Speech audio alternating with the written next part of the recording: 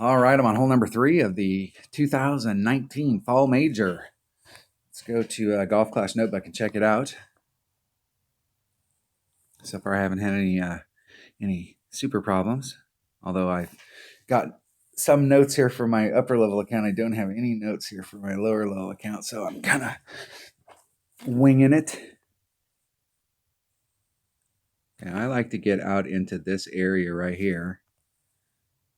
Oh, excuse me, out into this area. I was looking at the wrong hole. So trying to get out into this range. You're past this shadow right here. You're in short iron range. I believe, once again, it's in the 400-yard range up here.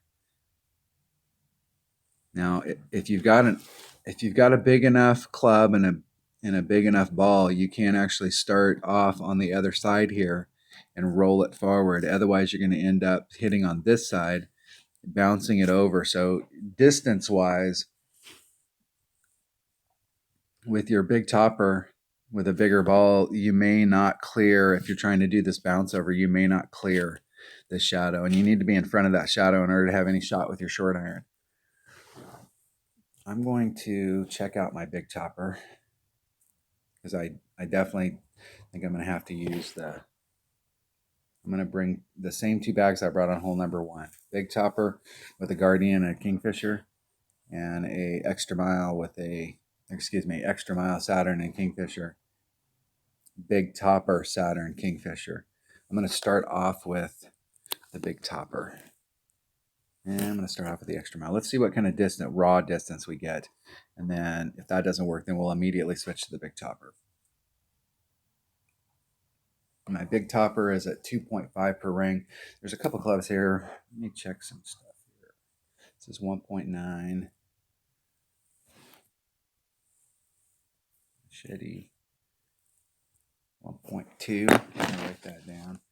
Machete. It's 1.2 times 2 is 2.4.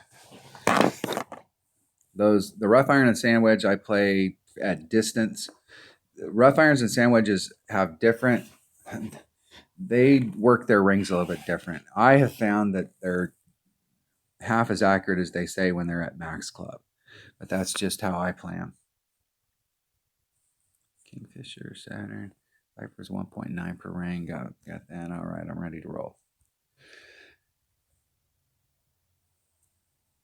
All right, let's see what we can do out here. First time this account's ever been on this hole with these type of clubs, and these holes here are not the ones that are going to be super problematic. The ones that are going to be super problematic to try and get, hole number 5 is going to be, that par 4 is going to be very difficult with lower developed clubs.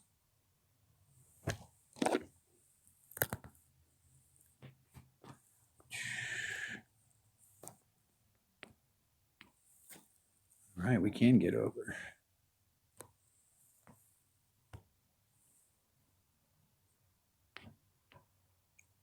And that's going to be about ring off.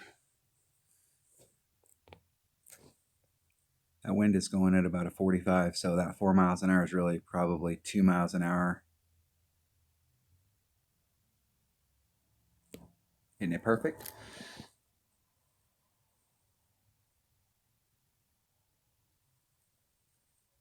Now that's with no overpower, just trying to get out there in front of that shadow. So you don't have to put, if you've got a bigger developed extra mile, you don't have to do a lot of work on this hole to get up into that area. It's not, you don't have to do a bunch of overpower to try and get up in there. Now, if you brought a super big ball here, if you've got the, you may be able to bridge the gap at the very end of that. If you do a max overpower shot, you may be able to bridge the gap across that rough down there and end up in the fairway down here by the sand and give yourself a nice short chip.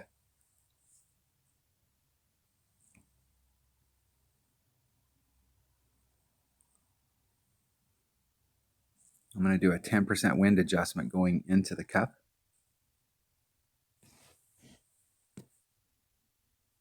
See how my opponent does? They're doing they just barely made that. And that may roll into the rough. Whew. Oh, that was close.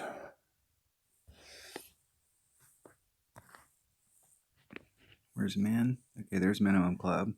And there's maximum club. So I'm right at max club. So it's 1.9 per ring. I'm going to do a 10% wind adjustment.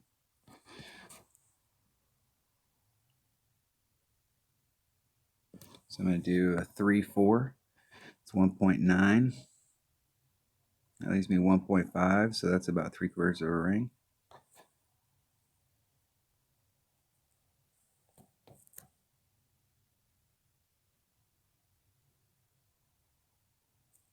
Hit it great to the left. About 1 ring.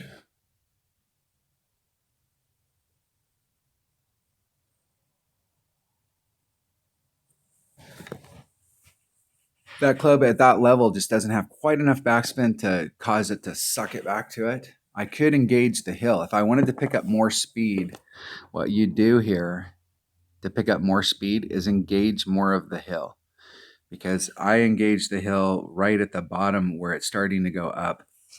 And so with the amount of backspin that's on there, it doesn't have enough backspin to hit and then make it suck back to the hole. Whereas if you use the hillside, as it rolls down that hill, it's going to pick up momentum and you'll get a better roll back to the cup the farther up the hill you go. I was actually trying to dunk the second bounce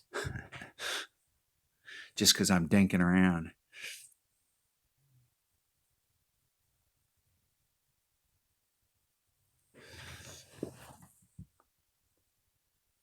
You see how that hill rolls down, so you can catch it. If you catch that hill higher up on it, it'll pick up momentum as it goes down that hill. Eagle.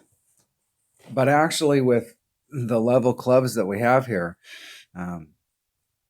bringing a 3-power ball gave us a pretty decent shot at an Albie.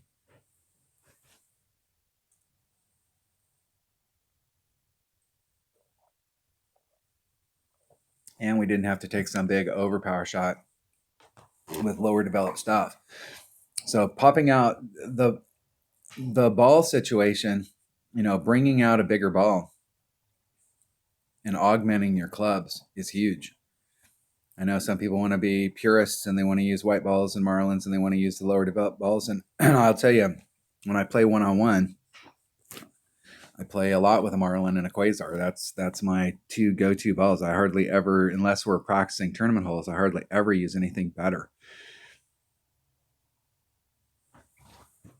But saving your good stuff for the tournament so that you can come to a hole like that and you can pop out a Titan. All right. That was hole number 3 of the 2019 Fall Major. So we're on track so far and just having a nice clean round. All right. Thanks for watching.